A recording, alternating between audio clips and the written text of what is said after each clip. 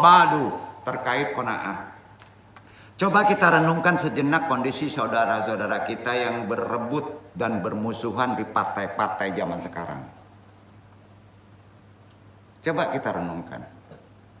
Mikirin kita nggak rakyatnya sebagai amanah? Tanya dalam hati. Jangan mau Pak, kalau amanah nggak mikirin rakyat Pak, duduk di sana, dosanya berlipat. Ajabnya nggak nanti sekarang. Nggak percaya? Nggak percaya? Coba aja. Tidakkah semua disebabkan faktor dunia? Tidak memahami bahwa dunia itu marja'ah ladang amal? Betul kan? Nah, Rasulullah SAW sejak awal mengingatkan para sahabat-sahabatnya, penerus dakwahnya, di mana mereka adalah generasi terbaik umat ini.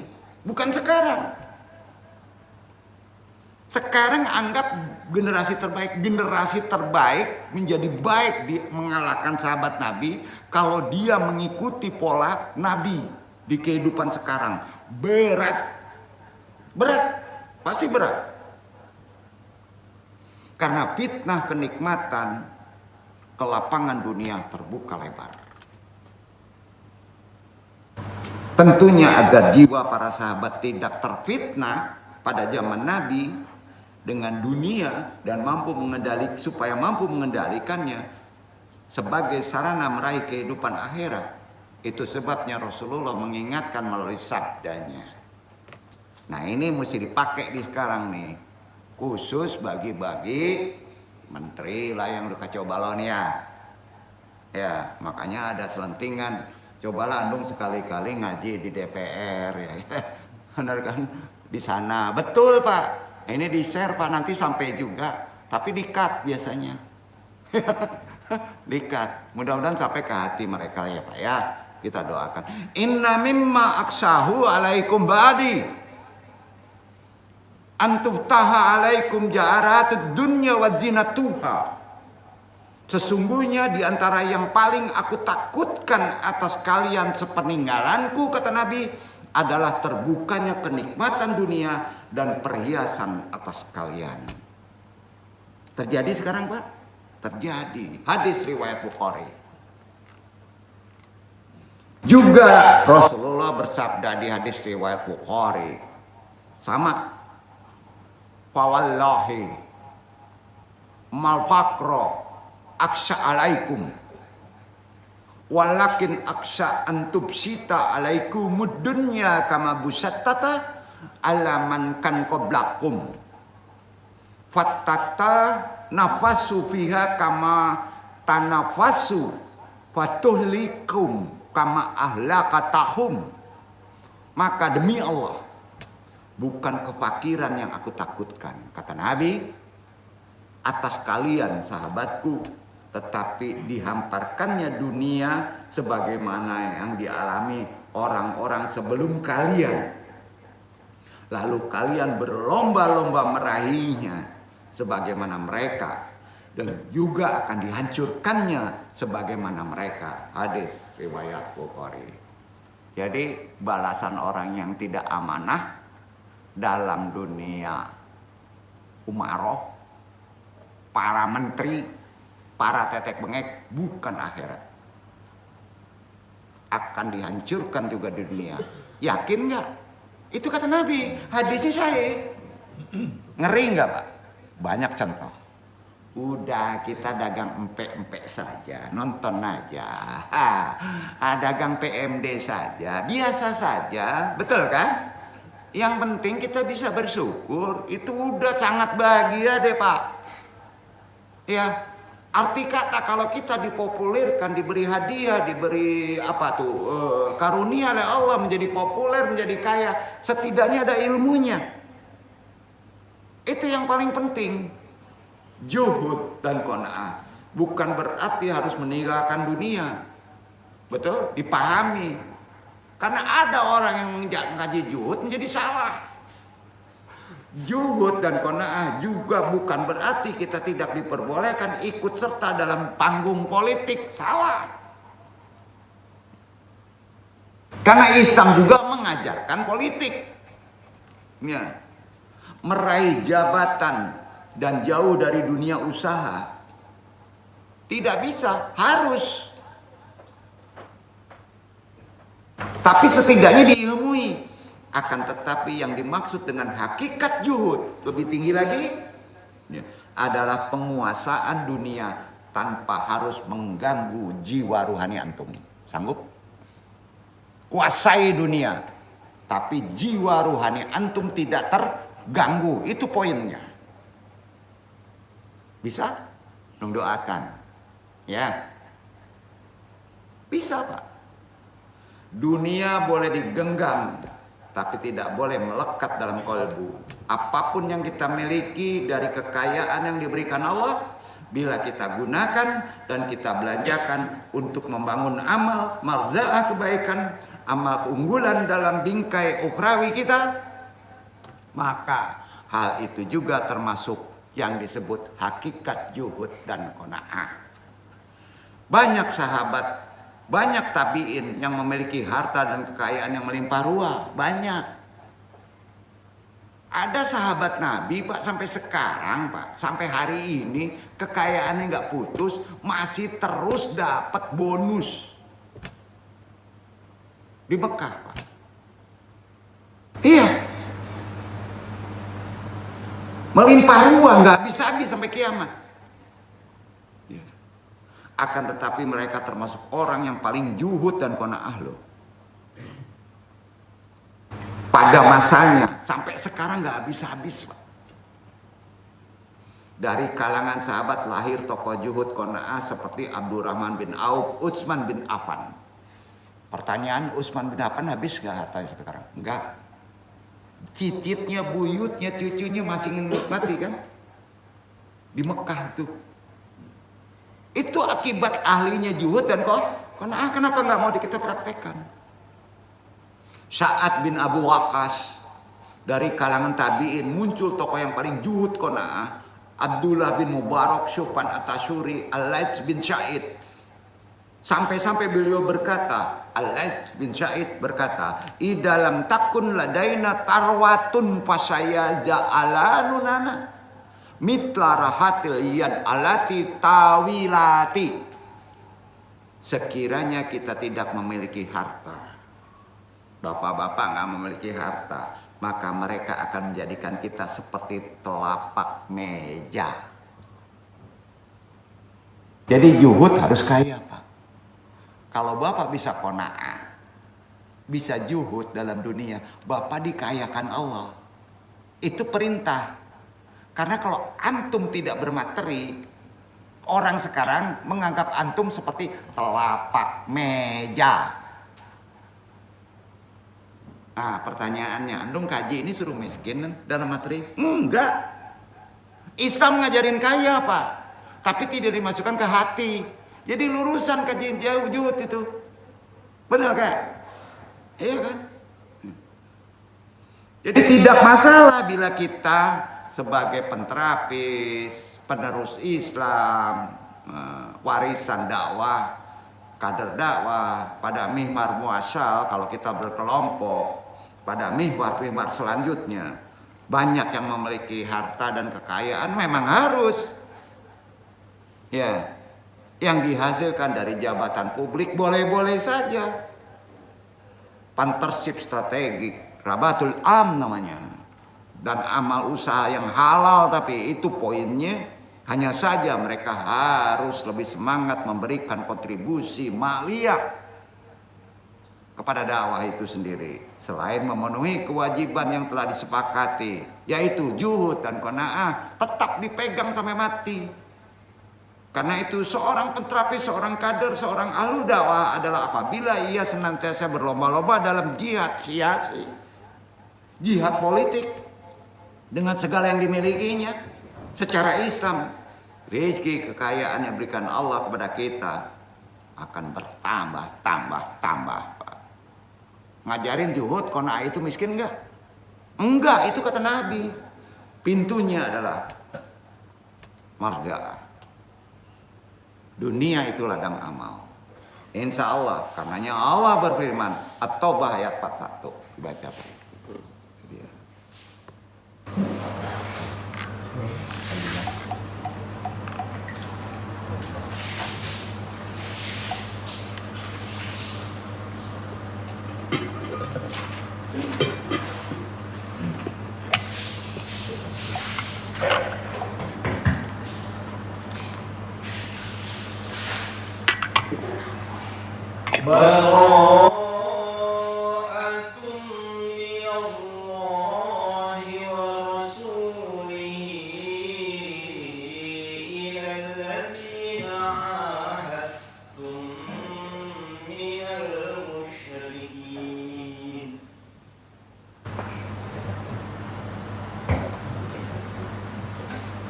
At-Taubah.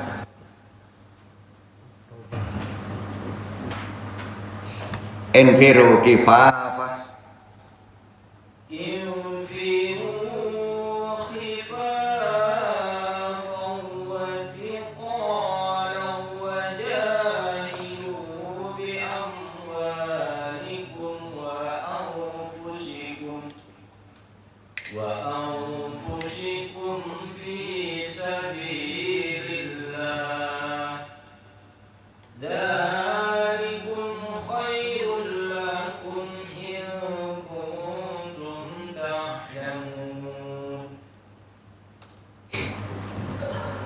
Berangkatlah kamu baik dalam keadaan merasa ringan ataupun merasa berat, dan berjihadlah dengan harta dan dirimu di jalan Allah. Yang demikian itu adalah lebih baik bagimu jika kamu mengetahui. Jangan pelit, ya. Jadi ingat Pak, jihad itu terkait menyelamatkan orang Pak. Ikhlas saja, jangan memikirkan bayaran. Ada orang kelelap, ya. Bukan tuh petugasnya yang dipilih, bantu Pak, bantu juga, asal kita jangan kelelep, mati pula nanti kita kan. Nah itu udah jihad itu, konsepnya begitu Pak, walaupun berat. Zaman sekarang udah hati-hati Pak, jangan digabung dengan materi, ya bantu aja.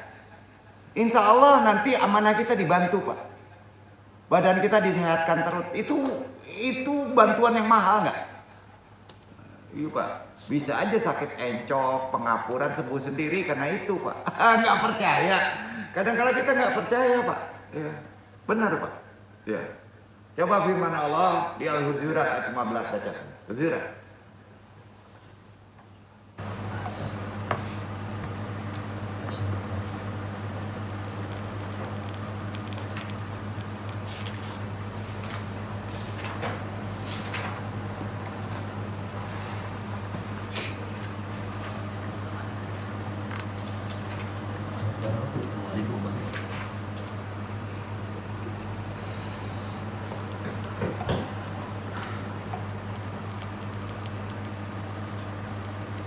Innamal mu'minuna alladzina amanu billahi wa rasulihi thumma lam yartabu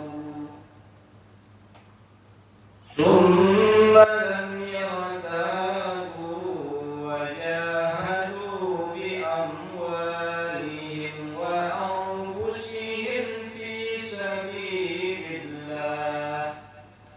Ulaika humus shadiqun.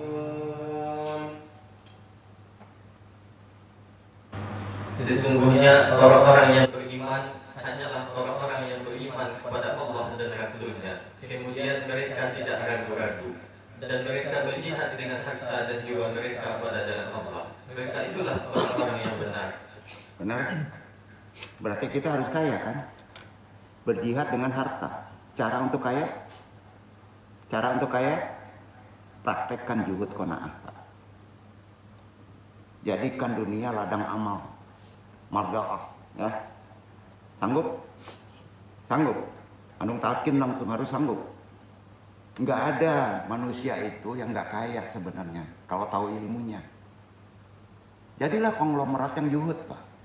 Jadilah konglomerat yang qanaah Pak. Itu perintah Nabi. Gimana mau jihad harta kalau antum nggak ada duit? Sepakat? Ya, coba hadisnya nih, perhatikan ya. Ini untuk orang kaya nih. Khairul mali malun solihun fi yadri rajulun solihin. Apa artinya? Sebaik-baik harta adalah harta yang baik yang di tangan yang berada pada orang soleh. Itu sebaik-baik harta. Sekarang harta di tangan orang siapa? Ayo. Hadis riwayat Imam Ahmad. Jadilah kader dakwah walaupun antum nggak bisa dakwah. Pas untuk minta WiFi sama-sama untuk mengejar dakwah, alasannya banyak. Sampai ada yang sakit hati, nggak boleh sakit hati ya Iwan Rio. Antum tahu itu, alasannya tahu itu. Karena yang punya WiFi itu katanya yang duduk ini, dia nggak ngomong katanya. Hantu jemaah kayak gitu kok. Miskin terus nanti, nggak perlu disebut orangnya. Terbukti nggak? Ditolong juga kan, berlebih juga sampai sekarang kan. Ada juga yang nolong kan. Benar nggak? Itu kenyataannya Pak. Saya kan bingung Pak. Padahal kalau dikeroyok itu 350.000 kecil Pak. 5.000 nggak sanggup Pak. Beli rokok udah bingung. Betul nggak ini untuk dakwah? Betul untuk wifi. Alasan aja ente. Kan aneh. Terbukti nggak? Udah jelas itu ladang dakwah. Bener kan? Kan WiFi di sini untuk ladang dakwah, walaupun sambilannya untuk nonton bola juga nggak apa-apa. Gitu Pak. Nggak masalah. Bener nggak Pak? Tapi prioritas untuk ladang dakwah. Insya Allah rezeki antum ditambah. Nggak ada alasan. Jadi jangan putus asa kalau bapak-bapak mengambil untuk ladang dakwah. Inisiatif aja. Ditolong rezeki bapak-bapak loh. Bukan untuk pribadi yang duduk. Sepakat Pak? Alhamdulillah. Ini kadang-kadang ngeselin juga di antum. Walaupun gak ada yang ngomong, antum tahu tuh. Ada cuit kan ngasih tahu. Gimana nih? Jadi udah pede aja mumpung ada pembimbing. Ya, insya Allah Pak, nggak apa-apa Pak. Ya. Jadi qanaah dalam bingkai gerakan dakwah, bingkai gerakan penterapis, juga berarti penerimaan atas keputusan kebijakan yang telah diambil dan ditetapkan oleh qiyadah tanzimiyah kita. Qiyadah tanzimiyah kita adalah pemimpinnya, mursyidnya, gitu Pak. Inilah yang disebut qanaah fikriyah. Itu namanya qanaah fikriyah. Betul? Ada nggak nih jemaah andung yang membuat tesis kayak gini? Ya? Tesis main aman aja. Sekali buka tesis nggak ada referensi, mabok dia. Ya, dakwah aja udah dapat referensinya Pak. Duduk aja ngaji udah dapat referensinya. Andung akan kasih tahu. Benar. Benar. Ada semua referensi Pak. Ada. Qanaah ini sangat penting dalam kehidupan sekarang. Dalam menguatkan soliditas kader kita, menjaga amal jama'i, dan mengokohkan barisan dari dakwah kita, dari penterapis kita, menjadi qanaah. Karenanya qanaah juga berarti hilangnya rasa iri, dengki terhadap kondisi saudara-saudara kita yang lain, ya kan? Mungkin ada saudara kita yang telah mendapatkan amanah jabatan baik, legislatif maupun eksekutif. Ada pula menjadi pemimpin-pemimpin di daerahnya yang tinggi, umpamanya kabak pariwisata umpamanya ya. Keren-keren Pak. Nyelawan lo guru. Malah paniam dong dibenya. Ando membela anak duduk ibu. Kok kali gato lo. Kasihan Pak. Disinilah pentingnya amanah jabatan. Kita nggak boleh iri Pak. Tapi dudukan. Udah 40, 50 ingat Pak. Udah bawa tanah nggak Pak? Tahu-tahu mati aja kan kacau tuh Pak. Sedih kita. Jadi sifat gil, iri dengki, tidak usah berkomentar dengan sesuatu yang tidak bermanfaat itu penting. Seperti sama-sama anggota DPR, kok beda-beda rezekinya, nggak boleh. Nggak boleh Pak. Bahkan yang urgen kita melakukan autokritik terhadap diri kita tentang kelemahan dan ketidakberdayaan diri. Inti doanya waktu antum lemah, sulit rizki. Ya, diajarkan oleh Allah, mat surat. Ingin qanaah, sudah qanaah, rizki nggak datang. Ah, ini dia doanya. Al-Hasyr ayat 10. Iqra Iwan. Itu doanya. Doa qanaah itu Pak. Al-Hasyr Pak dari Quran.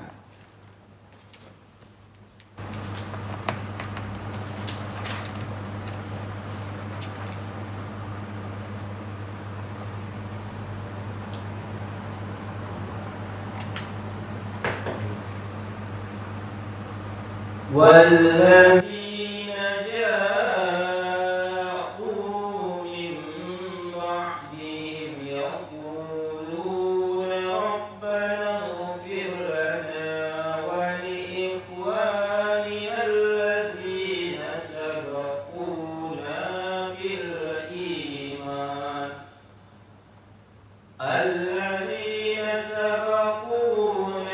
بالإيمان ولا تجعل في قلوبنا غلا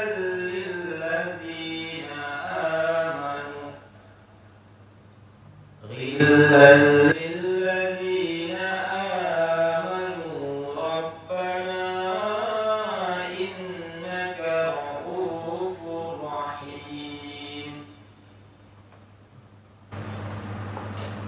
Dan orang-orang yang datang sesudah mereka, Muhajirin dan Ansor, mereka berdoa, Ya Tuhan kami, beri ampunlah kami dan saudara-saudara kami yang telah beriman lebih dahulu dari kami.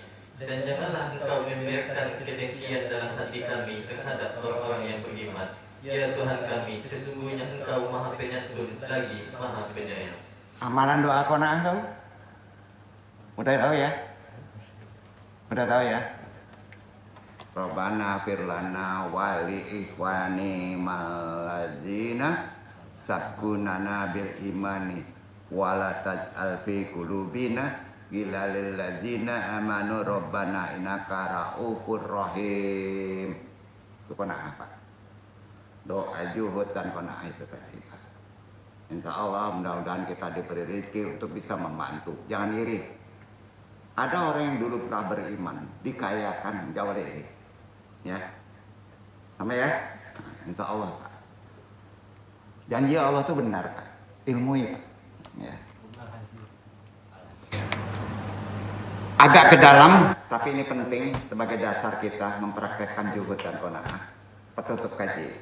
Psikoterapi qanaah adalah metode penyembuhan mental, ya, kecanduan hubud dunia, kecanduan jabatan, dan menjadi penentraman jiwa melalui cara melatih diri. Yang penting merasa cukup. Jangan iri. Merasa cukup. Ridho atas pemberian Allah. Ridho apa? Alhamdulillah. Dan tidak membebani pikiran dengan ambisi dunia yang berlebih. Sampai boleh kita bercita-cita, tapi jangan terlampau. Ya Allah, kapan saya jadi presiden? Itu berlebih Pak. Jangan. Ya. Konsep dasar qanaah, ya, ajaran Islam bukan berarti miskin. Poin.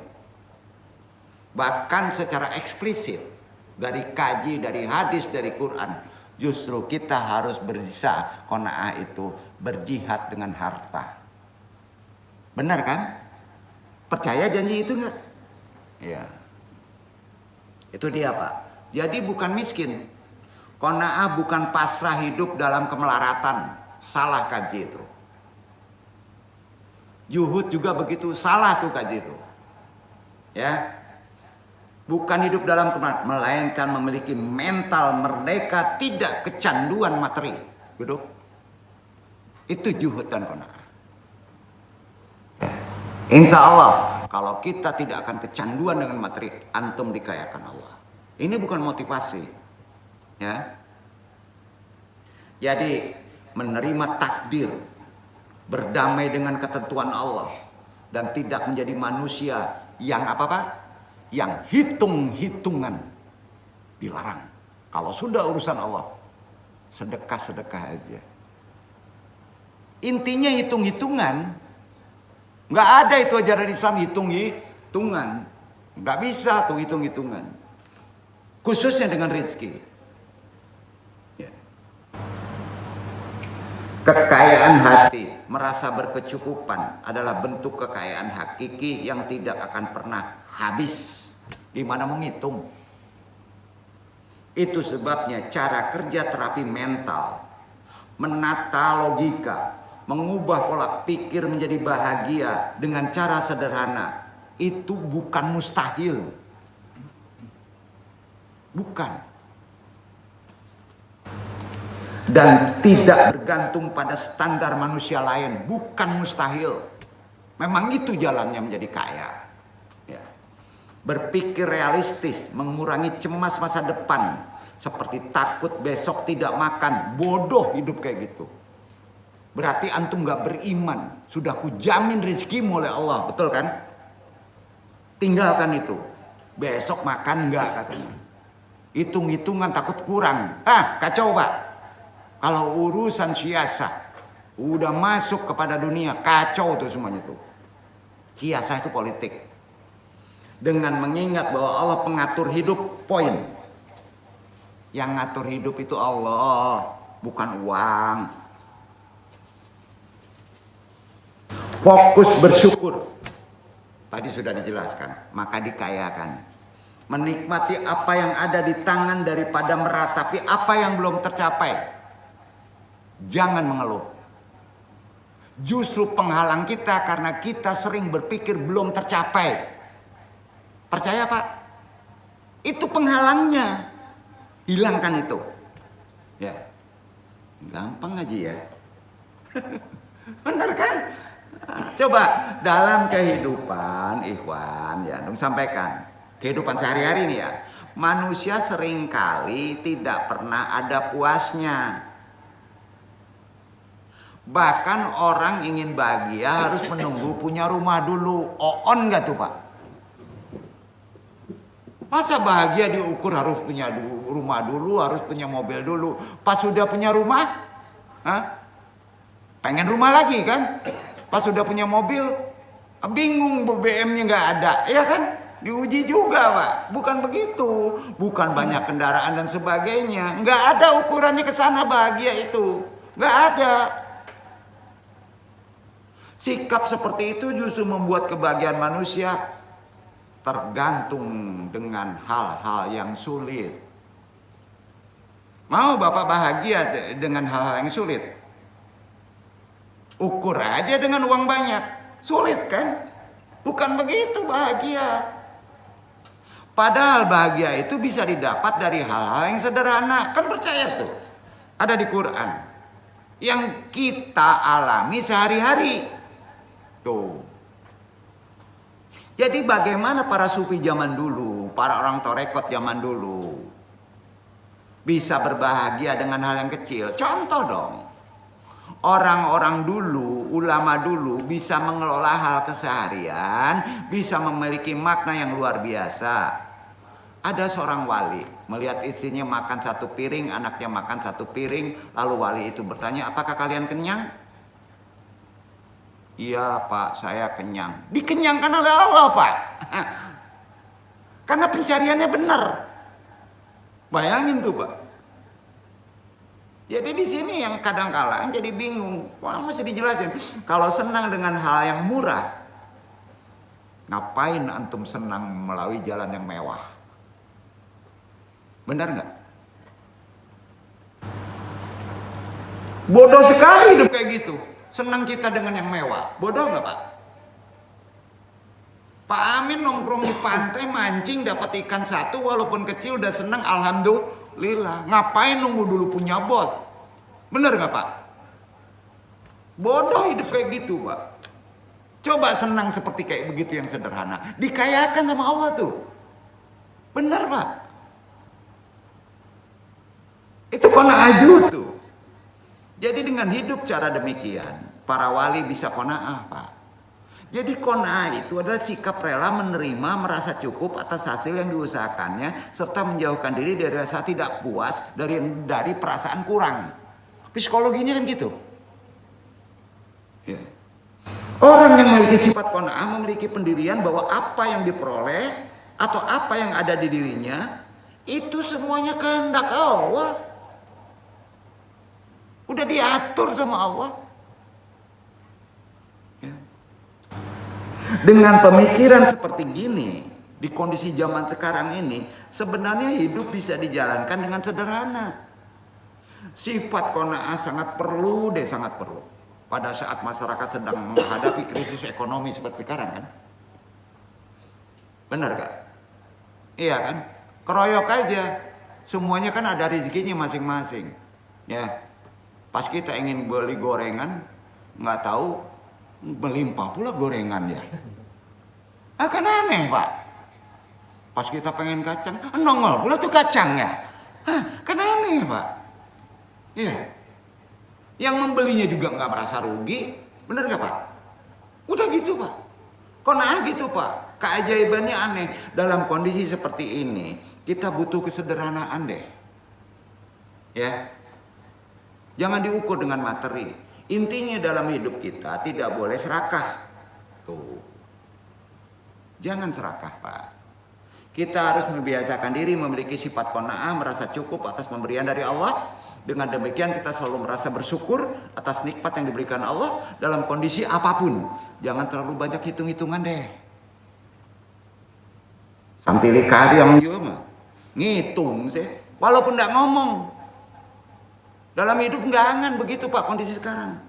Agar manusia tidak terjebak pada sikap terlalu banyak menghitung-hitung dan rugi dalam menjalani kehidupan, apalagi urusannya mengandung amanah dari Allah. Kebiasaan selalu mengukur segala sesuatu dengan hitung-hitungan materi dapat membuat seseorang sulit menjadi syukur. Penutup syukur kan itu Pak, atas nikmat yang telah diberikan Allah. Sulit antum bersyukur. Alhamdulillahnya ada tapi nggak didengar. Karena kerjanya ngitung aja. Bener kan? Udah Pak, bukan arti kata boros. Bukan Pak. Mengingat bahwa kehidupan tidak hanya diukur dari apa yang belum dimiliki. Bukan begitu. Tetapi juga dari banyaknya karunia yang telah diterima. Disinilah pentingnya rasa syukur, sikap qanaah. Terlalu banyak berhitung bisa mengurangi ketulusan. Kebiasaan selalu menghitung untung rugi seringkali mempengaruhi ketulusan, keikhlasan seorang dalam berbuat baik. Contoh, ketika seorang ingin bersedekah, kamari le. Jangan dong lanjutkan. Atau membantu orang lain, nggak jarang muncul pertimbangan walaupun bahasanya bahasa keren. Ini kan wifi-nya mesti dikurangi, jangan tarif yang gede dong. Piye toh? Bener nggak tuh? Jago juga andung ilmu meraba ya. Jangan disangka andung nggak tahu. Alasan aja ngitung tuh pilih. Jangan tersinggung. Memang begitu karakter manusia. Menjolimi di dirinya. Ada di Quran Pak. Udah maklumi aja. Doain aja. Menjadi tidak sampili. Sayangnya udah ada doa ya Allah tidak sampili. Ya Allah doa tidak sampili. Tidak ada doa itu Pak. Ya. Pola pikir seperti itu justru membuat seseorang enggan berbagi. Dan sulit merasakan kebahagiaan dalam berbuat kebaikan. Sulit tuh. Itu yang terhijab. Dunia ini sudah diatur oleh Allah bro. Kalau hidupmu isinya cuma menghitung apa yang belum kamu miliki, itu Pak intinya. Kamu akan capek sendiri tuh. Bener. Capek kamu tuh kayak gitu. Lupa caranya berterima kasih kepada Allah. Perbanyak rasa syukur, lebih banyak melihat nikmat yang telah dimiliki daripada terus memikirkan kekurangan. Banyak karunia Allah yang sering luput dari perhatian seperti kesehatan, kemampuan bernapas, berbagai nikmat kehidupan lain yang tidak dapat dinilai dengan materi. Betul? Bisa bernapas pagi, alhamdulillah. Ada orang yang mesti bayar napas sekarang. Ada? Ada jutaan Pak, harus pakai oksigen. Karena itu memperbanyak rasa syukur merupakan salah satu cara agar hati menjadi lebih tenang. Tidak mudah diliputi rasa kurang, menjadi kunci hidup tenang. Pentingnya menumbuhkan sikap qanaah, merasa cukup atas rezeki yang telah diberikan Allah, sambil tetap berikhtiar bekerja sungguh-sungguh. Jalani kehidupan dengan lebih ringan, tidak mudah terbebani oleh perhitungan duniawi, serta tetap menjaga semangat berbagi kepada sesama. Kebahagiaan tidak selalu ditentukan oleh banyak harta Pak yang dimiliki, melainkan oleh kemampuan seseorang mensyukuri nikmat yang telah Allah berikan dan menjalani hidup dengan hati yang lapang dada. Karena itu kita pahami, kok belum juga selesai ya? Selesaiin ya, kalimat healing. Healing itu penyembuhan. Manusia sekarang banyak sakit mental. Alhamdulillah ini sehat semua di sini Pak. Hari ini, tapi keluar jangan sampai nggak sehat. Karena keluar itu ketularan Pak. Jadi kalau keluar memang banyak nggak sehat. Maka bermajelis taklim lah supaya saya sehat. Gitu. Sekali-kali, karena sini obat Pak ya. Sufi healing itu terbentuk dari dua buah kata.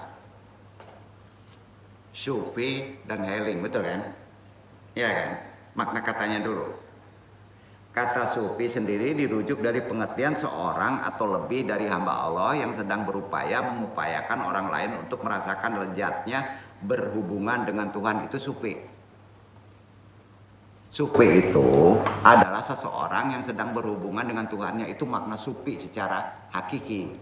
Paham ya? Paham ya? Jadi lezatnya berhubungan dengan Tuhan itu sufi. Ya.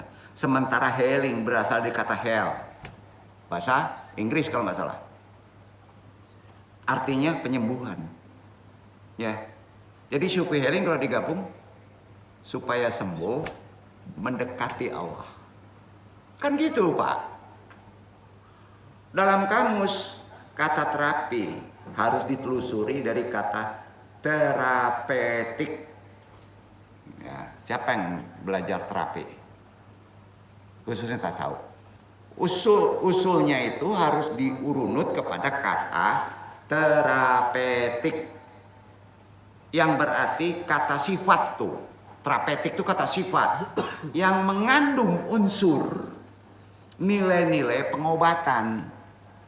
Terapeutik itu unsurnya nilai pengobatan. Ketika ditambah akhiran huruf S, terapeutik itu S di belakangnya, maka menjadi therapeutics, ya kan?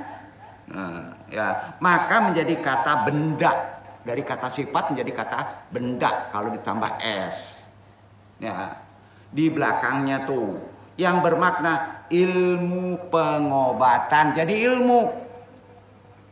Kalau tambah S menjadi kata benda, maka itu menjadi ilmu pengobatan atau yang disebut ilmu pemeriksaan. Dari usul katanya juga kita udah dapat makna. Sedangkan istilah sufi kalau dari bahasa Indonesia dimaknai dengan ahli ilmu tasawuf, ahli ilmu suluk dalam tradisionalnya. Ya. Sedangkan kata tasawuf belum ditemukan kesepakatan dalam merumuskan definisi batasan. Belum. Makanya sering kata tasawuf itu berubah-ubah. Pinggiran lah, masjid, sufi lah, suf lah, kain wol. Betul kan? Jadi belum ada kesepakatan kata tasawuf itu. Ya, belum ditemukan kesepakatan dalam definisinya dan batasan yang tegas dari para ahli, belum. Ya, jalan untuk sampai kepada Allah sangat berkaitan dengan makom-makom di kolbu. Derajat hati. Ya, makam kolbu. Seperti apa Pak makam di kolbu? Makomnya pertama taubat. Kedua wara. Ketiga juhud. Keempat sabar. Kelima tawadu. Keenam takwa. Ketujuh tawakal. Kedelapan ridho. Kesembilan mahabah. Kesepuluh ma'rifah. Itu makom ilmu tasawuf, ya. Serta berkaitan dengan sifat-sifat terpuji, kaitannya, korelasinya, yaitu sidik, ikhlas, kauf, raja. Semua itu sudah diajarkan Rasulullah, Pak. Ada di Quran dan hadis, Pak. Jadi secara langsung para sahabat dalam belajar ilmu tasawuf bukan ilmu yang aneh. Dasarnya Islam. Tasawuf itu dikenal dengan istilah makomat dan al-ahwal. Adapun beberapa makomat dan ahwal yang dapat dinilai sebagai metode terapi, dikaitkan ke terapi, dikaitkan ke pengobatan, antara lain taubat. Yaitu tobat itu arruju minal jambi, arruju anal jambi, kembali dari berbuat dosa menuju kebaikan, meninggalkan dosa, maka sakit apapun akan sembuh. Duduk. Jadi sakitnya kanker kronis, leukemia, tobat dulu, bro. Enggak langsung medis. Hebat nggak tuh Islam ngajarinnya? Tobat dulu. Menuju kebaikan, meninggalkan dosa. Jangan buat dosa. Paham ya, Pak? Kok nggak sembuh ya di medis? Wajar. Wah, ilmu obatnya kepada dokter aja uang haram. Nah, matilah dia. Karyawan dong. Enggak, supaya tahu ilmunya. Dalam literatur sufistik, dosa itu, Pak, itu kan dimaknai sebagai hijab. Apa hijab? Halangan, tirai, penghalang. Jadi dosa itu penyebab penyakit. Kalau masih ada dosa nggak akan sembuh antum. Dihalangi sama dosa tadi. Benar kan? Membersihkan kolbu, mabok terus. Piye toh? Kacau, Pak. Nggak bisa, Pak. Terhalang terus. Dari apa? Dari al-mahbub. Antum akan terhalang dari al-mahbub. Al-mahbub itu siapa? Kekasih. Oleh karena itu, menjauhkan diri dari hal-hal yang tidak disukai oleh al-mahbub, kekasih, adalah wajib hukumnya. Duduk. Allah Maha Kasih Sayang. Sampai Pak? Wajib hukumnya itu. Jadi, kalau penyakit mana dulu? Tobat dulu, hilangin dosa. Insya Allah ditolong tuh. Karenanya gitu. Kalau ketemu ilmunya, penyakit apapun juga akan bisa sembuh. Paham, Pak? Ya. Jangan disandarkan ke materi aja lah. Hal ini dapat dilakukan dengan jalan al-ilmu, pengetahuan. Jangan ilmu aja, juga an-nadam. Ilmu ada, an-nadam nggak ada. Tahu an-nadam? Ilmu harus berbarengan dengan nyesal. Ada ilmu tapi nggak ada penyesalan, nggak sadar, bro. Sepakat? Itu kata Nabi. Dan ditambah pula al-ajam, kemauan niat yang kuat. Ilmu, an-nadam, an-nazam. Cespreng tuh, Pak. Kemauan dan niat. Dengan demikian dosa adalah bibit segala penyakit. Itu dia. Secara fisik maupun secara psikis. Itu kata Nabi. Cara ampuh untuk menghilangkan bibit penyakit itu adalah tadi udah disebut tobat. Kemudian wara. Apa wara? Mensucikan hati dengan apa? Thayyibah. La ilaha illallah, la ilaha illallah, la ilaha illallah. Percaya Bapak, dicucikan saja dengan thayyibah, penyakit yang berat bisa hilang. Ini Quran. Termasuk anggota badan. Wara berasal dari bahasa Arab. Artinya memiliki hati soleh. Menjauhkan diri dari berbuat dosa. Karenanya dalam kamus Menawir, ya, wara artinya menjauhkan diri dari dosa, maksiat, perkara syubhat beratnya. Perkara syubhat itu ragu. halal atau haram, jangan diambil. Supaya jangan dapat penyakit. Dalam istilah wara, menjauhi perkara syubhat karena takut terjatuh dalam perkara yang haram, itu udah keren. Naik ke juhud. Apa juhud? Dapat diartikan sikap mental untuk menjauhkan diri dari kehidupan dunia demi akhirat. Dengan kata lain, menyeimbangkan antara aspek lahiriah dan batiniah, jasmaniah dan ruhaniah. Penyakit jiwa yang dimaksud tentu saja penyakit jiwa yang disebabkan oleh materi, kebanyakannya orang sekarang. Karena dosa materi atau upaya pencarian materi sehingga melupakan segalanya, bahkan dirinya sendiri juga lupa, nggak sadar. Walaupun ilmunya tinggi, memposir tenaga tanpa menghiraukan kesehatan, memakan makanan yang haram, berlebih-lebihan terhadap yang halal juga dilarang. Makan nasi 2 bakul, drop Bapak. Benar nggak? Dalam hal ini juhud akan dapat menjadi obat mujarab, apalagi digabung dengan qanaah dalam mengatasi kehidupan sekarang. Sabar dalam hal ini kita pahami. Prosesnya harus sabar. Sabar itu kan tahan menghadapi cobaan tabah. Jadi kalau penyembuhan gak ada rasa sakit, bohong. Bohong Pak, karena gak kerja sabarnya. Kok indah pas minum Nur, Saki, Parwi, gak diminum besoknya. Mabok lah. Pak, penyakit gak ada prosesnya, betul gak Pak? Sabar. Ini kan tahan menghadapi cobaan.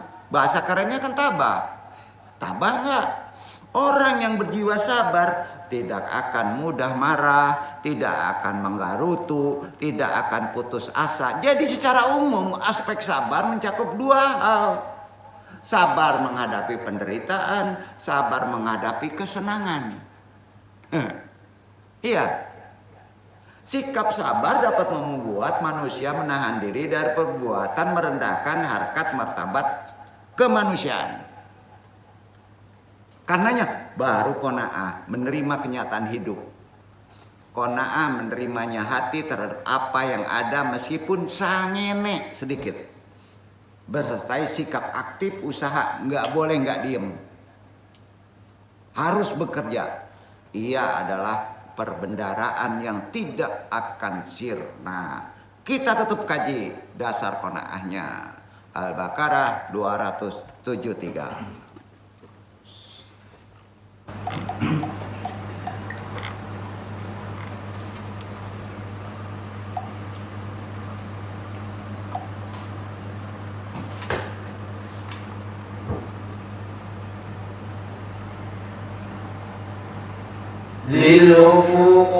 للفقراء الذين أحصروا في سبيل الله لا يستطيعون ضربا في الأرض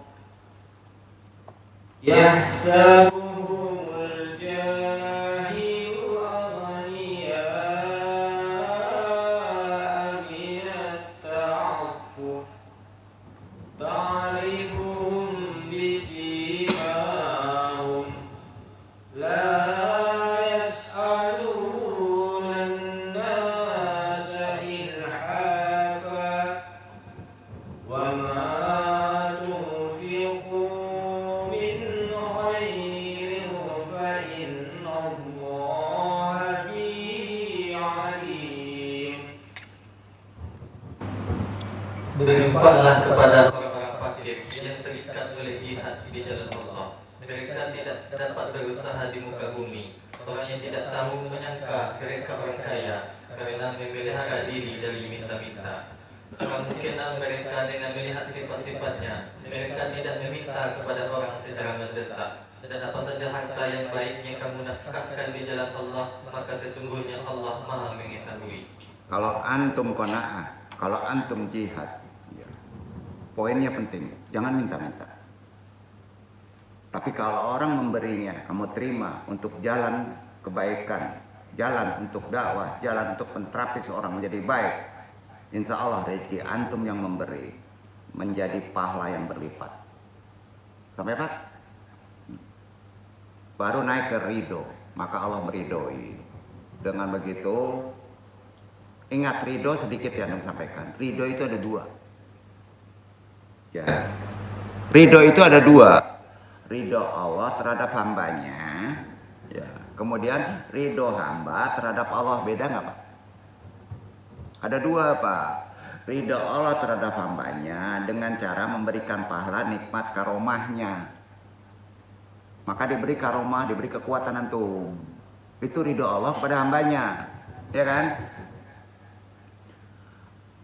Sedangkan ridho hamba kepada Allah, melaksanakan segala perintahnya bro, tunduk atas segala hukumnya, tawakal dalam arti taqwa, pasrah lahir batin. Ketika menghadapi penyakit, tawakal adalah kunci pencapai kesembuhan. Obat apapun yang diinjeksikan ke dalam tubuh tidak akan bermanfaat manakala hati antum tidak ada rasa tawakal dan ridho kepada Allah. Sepakat? Wabillahi taufiq hidayah. Sampai murakabah ini masuk ke makomat selanjutnya yang berada pada saum dan sholat. Itu tingkatannya Pak. Paiduan dong. Wassalamualaikum warahmatullahi wabarakatuh.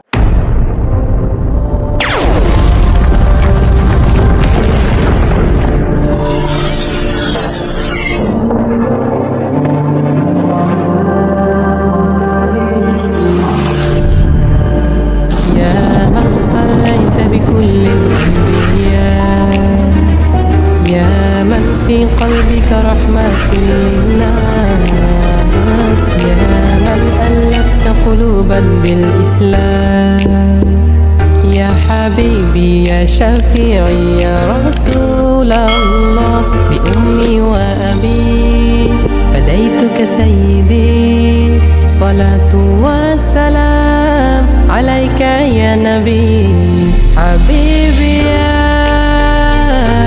محمد أتيت بالسلام والهدى محمد حبيبي يا محمد يا رحمة للعالمين يا محمد يا من حليت حياتنا بالإيمان يا من بجمالك علمت الإحسان يا من نورت قلوبنا بالقرآن يا حبيبي يا شفيعي يا رسول الله بأمي وأبي فديتك سيدي صلاة والسلام عليك يا نبي حبيبي يا محمد أتيت بالسلام والهدى